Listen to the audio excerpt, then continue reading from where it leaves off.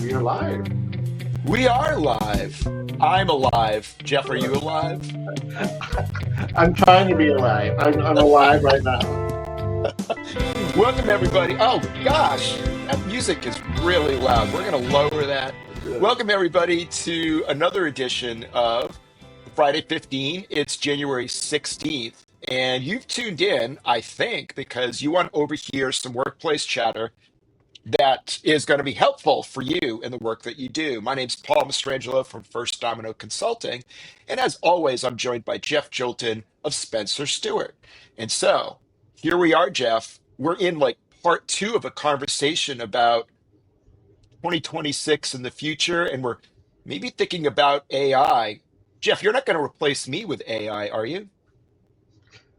You're not. I thought you were virtual reality all the Max, time. Max, Max Yeah, Headroom. yeah. There you go. I Look it heard up. exactly. Hey, Zoomers. Yeah, there you go. That's right. Um, I heard a really interesting term recently. I can't remember where I heard it, but they talked about AI as digital duct tape. And I really love that term because it's like, oh, we're just using it to fix everything, right? It's just a Mhm. high tech band aid that we're using to kind of solve for every problem. And then like hoping that it works out. And I'm really wondering, we've been talking about trends and how last week we talked about, are we really focusing on the right skills and the right direction, and I'm just wondering, with everything we're doing with AI, and are we wasting capital? Are we overwhelming our teams, our organizations with this focus? And are we solving the wrong problems? Mm. Yeah, so great topic for today. And I think the answer is yes. Um, so, first of all, let me make some. I think this is a good distinction to make about what we mean by AI integration into the work world. And I'm not an expert on this, right? So maybe there are other ways to think about it. But if I were to factor analyze it, if I can use that term, I feel like part of the behavior is what I typically do, which is using Chat GPT or some other generative form of AI. And it's really sort of me working with that system. I think there's a more sophisticated world where, and I am not quite there yet, where I can create an agent that is capable of running tasks with little supervision from me, making some decisions and producing an output that I might have to oversee, but yet it's sort of operating on its own. And I believe when a lot of businesses are thinking about AI, or the business leaders, I should say, they're focusing on that. How can we have people work done by non-people? Um, so if I focus on that side of it for a little bit, Jeff, I completely agree with you. I think we're focusing. I think we're wasting capital because we're not. The analogy of if you walk around with a hammer, everything looks like a nail. Let's use that and sort of twist it a little bit. If I'm walking around with a hammer because you told me I should use this hammer, suddenly I'm looking at my job where I've got to cut up pieces of wood, and I'm like, well, I don't really, should I use the hammer for this? And of course, that's uh, just another metaphor that you're going to yell at me about. But it brought me right. It's not cutting. One of the things that I did recently, and this was in my newsletter, Insanity or Dare, I was reading James March, who wrote an article back in the 80s saying, the way change in an organization actually happens is not nearly as strategic and as planned as what we think. And he talks about basically this. This he calls it like a garbage can model where there's problems that get dumped in and there's solutions that get dumped in and then there's these decisions, right? And so it's almost like, to me, sorry to continue that, it's not that we look at a problem and we say, now how can I best attack that? Is this the right problem? How can I attack it? It's more like, oh gosh, oh, here's AI, that's a solution to what? I don't care. It's a solution. And so we're going to put that up and we're going to just tell folks to find a way to integrate it. And I think that's what's occurring. I think it's an org change problem, Jeff, is the way I look at it. And so it would be much better, obviously, to say, well, what problems are we trying to solve right now? A, B, C, D, regardless of what the technology or the solutions are. Next, okay, we want to explore what AI could do with those problems. I'd love to see a team form where I've got some people with more sophistication than I have about developing agentic AI, right? So let's pair those people with some of the folks who are in the department or the function where we think we have the need to solve that problem. So if you're in the know and you're also highly respected, and we can have someone paired with you to develop AI. If you find it successful and productive, you're going to be a great spokesperson to spread that and to now to say, here's how it can work. And the AI technician working with you now understands a little bit more about the use applications. And now you've got yourself two change agents that happen to be looking at this particular solution. I don't think that's the way it's happening. That's my take.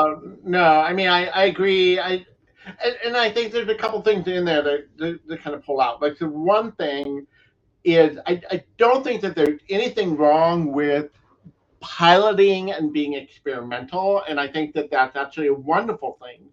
But what happens is leaders just kind of have too much of an expectation to come out of that. So I want to Mm, jump in to do this and get immediate return, right? They attach too much of an immediate ROI to that research or to that pilot, and that's not the point of it, right? The point of a pilot is to see what the potential of the ROI could be, and then predict to say, okay, we can get something out of this. So I think, in a little bit from the org org change perspective, it's putting the cart before the horse and kind of saying, oh, we're going to get this return without really knowing what the mechanics can be. So I think, it is that kind of garbagey direction, but I don't think it's wrong to kind of just kind of shake it all up.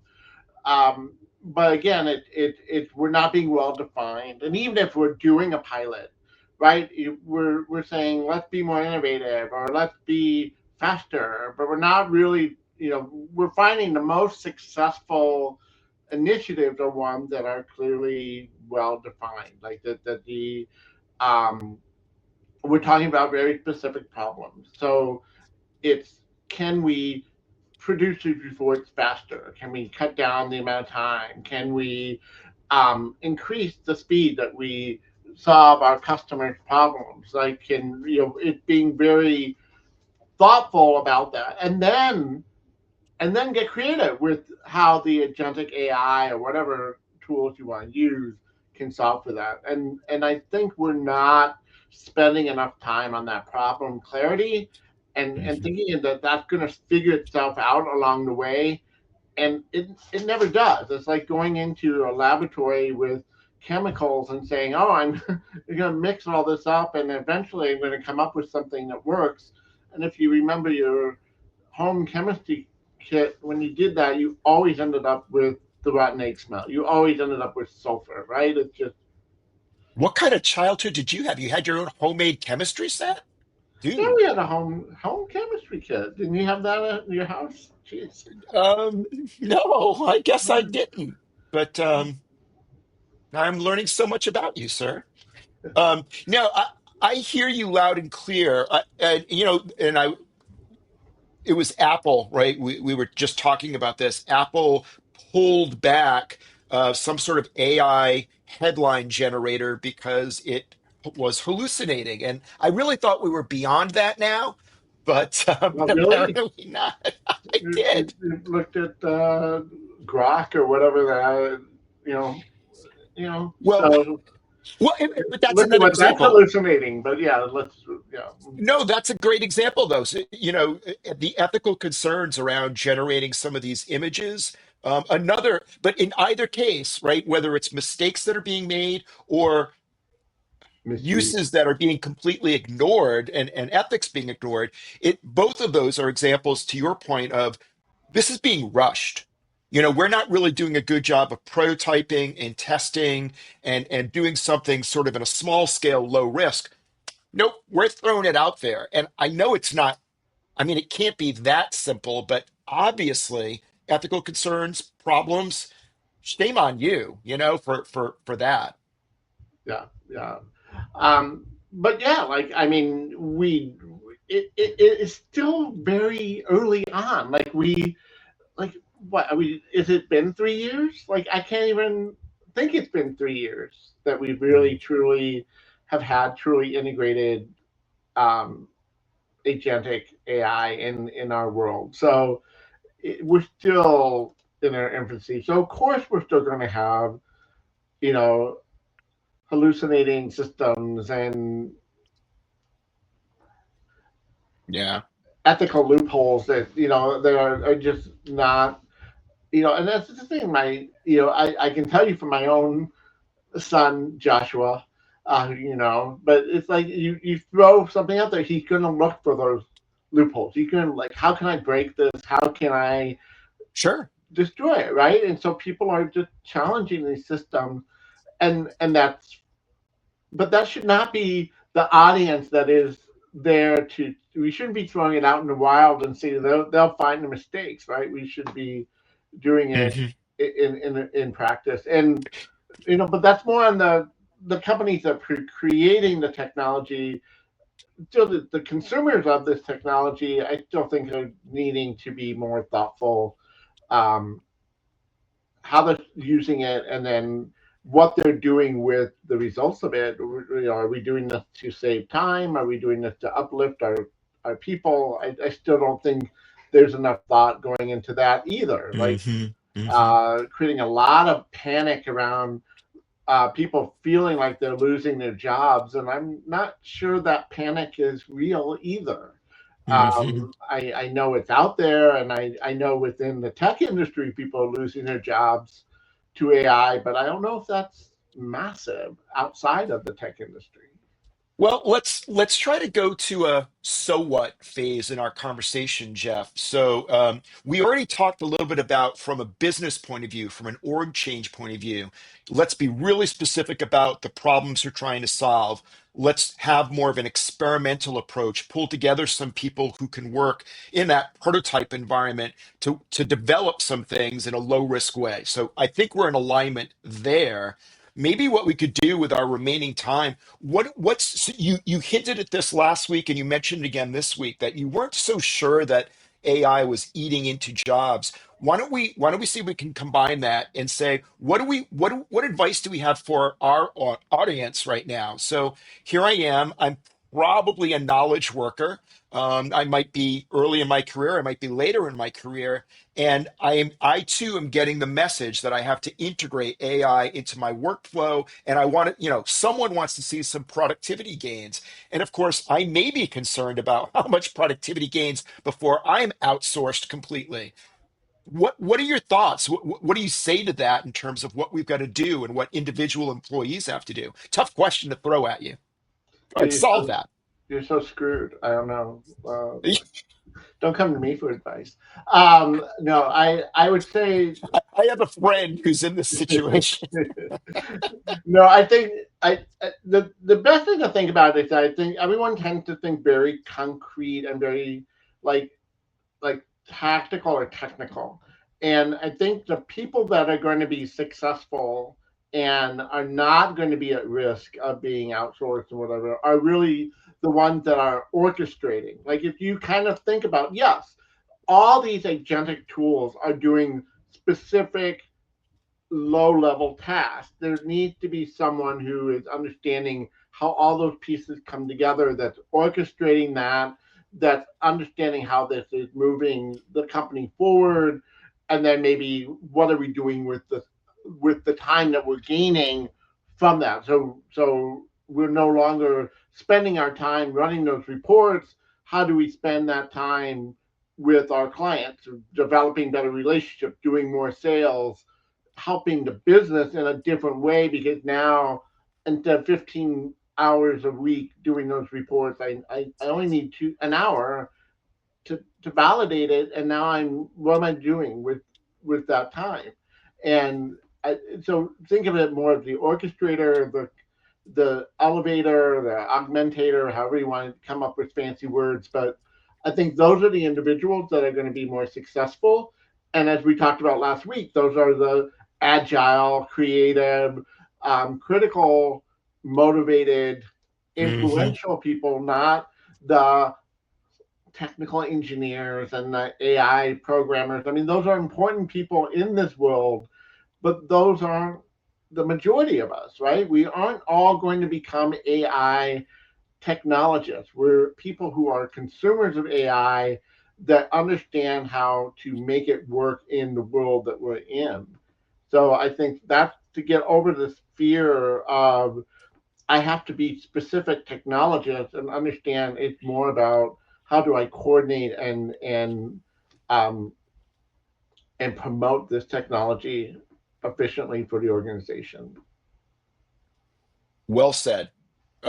It's almost like I hear you saying we need to be good leaders, good employees, and motivated. And this is just another thing in our workspace. It's the same stuff. So, Jeff, I have sad news. Well, It's the end of our 15-minute session with the world. And before we end completely, let me just do a quick shout out. If you want to be as influential online as Jeff and I, okay, let's redo that. If you want to be like way more influential online than Jeff and I, because I know, yeah, that makes sense. There is a free workshop. It's January 21st. It's offered through the Online Influence Institute. That's Online Influence Institute. And you can find them online. You can find them online at onlineinfluence.com. So on the 21st, it's I believe 10 a.m. US Eastern Time. There's an hour-long workshop that talks about connecting human psychology and AI to boost conversations and influence online. Jeff, I'm going to be attending so we can be even more influential, if you can imagine that. I cannot imagine being even more influential, but I look forward to what you learn. Uh, thank everyone for joining us live. Uh, I have to say, go Bills. Here we go. Here we go. Have a great weekend. All right. Take care, Jeff. Take care, everybody. Happy Friday. Cheers. Bye bye.